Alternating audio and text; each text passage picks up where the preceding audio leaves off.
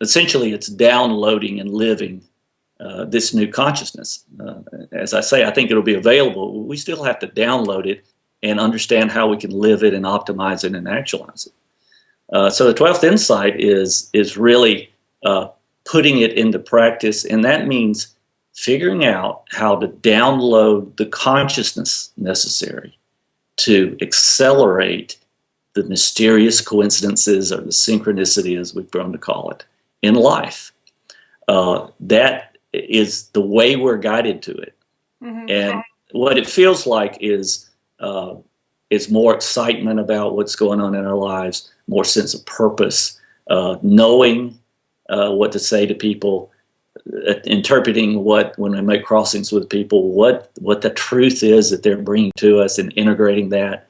And it feels just like growth and an expansion of consciousness. So, what I believe we're doing out there is just getting in touch with how we can live it at a higher level. And of course, there's steps in that I believe we're discovering right now. If we don't know the full truth, we pretend that we do, and we won't be tentative. We'll say, well, this is the truth, when we know it's not, because we're not that sure about it. So all of us are going to be called forth to be, as you say, humble, allowing the exchange of truths, and we see ourselves in evolution toward a greater truth. Now, I just don't want that to sound abstract. That will become the way synchronicity works in our lives. It'll either go fast or it won't. And if we're not telling the truth, it will not go unfold the way we want it to. That's, in my view, that's the real secret that we're discovering. It's not just a matter of wishing for something over and over again. It's a matter of letting ourselves be guided into an evolution toward our true calling. How about if we don't open to it, what happens? Because there is a chance also for things not to move forward as they're predicted. Evolution is weighted on the side of good and progress. There's no doubt about that. And Carl is right in the sense that we'll be so filled with this sort of oneness, connection, love. It'll be easy. All we have to do is just barely tune into it, and it's going to rush into us.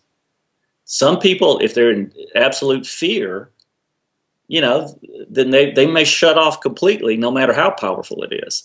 But never before has the divine consciousness been closest to us for us to partake of. But we have to be honorable about how our lives go. It won't work if we're hitting karmic blocks because we're manipulating. That's always occurred, but a karma is increasing just like consciousness. So it's going to be harder to be tuned off. It's going to be easier to be tuned in. But in the end, it's the individual's choice, I believe. Will enough of us do it quickly enough so that there won't be a lot of chaos? That's the great question, and I think we all have to ponder that. You're talking about downloads. I did recently an interview with Crystal Childs talking about downloading, looking at, for example, our baby picture, and literally looking at our eyes and downloading all that wisdom that was there. Do you have some tools yourself to share maybe with us on how we can download this information, and what do you mean by download? I use the term opening up. If each of us does our part in practice to open up, then the download is just waiting there to come in. And all the mystics of every religious tradition talk about this mystical opening to knowledge of the universe. That's what we have available to us. Meditate. But all of us have to do, actually, somewhat like you just suggested, looking at our baby picture and say, what was I about coming in here? I even sticked it on my computer, and when you look at those eyes, those eyes. I mean, how can you not get back into center and just feel the love? We're connected, not consciously, but we come in here already connected, so that it's it's a vision that we have, I believe. You know, the 10th insight, from my point of view, is when we get in touch with the fact that we came over with a mission. So much of life is remembering what we came here to do. Mm-hmm. And this amnesia, huh? Dealing with all the amnesia. Well, sure. And there's a purpose for that, because we do need to we need to adjust to where we're coming in. We're adjusting to a certain level of reality when we come in, and then we have to work with that.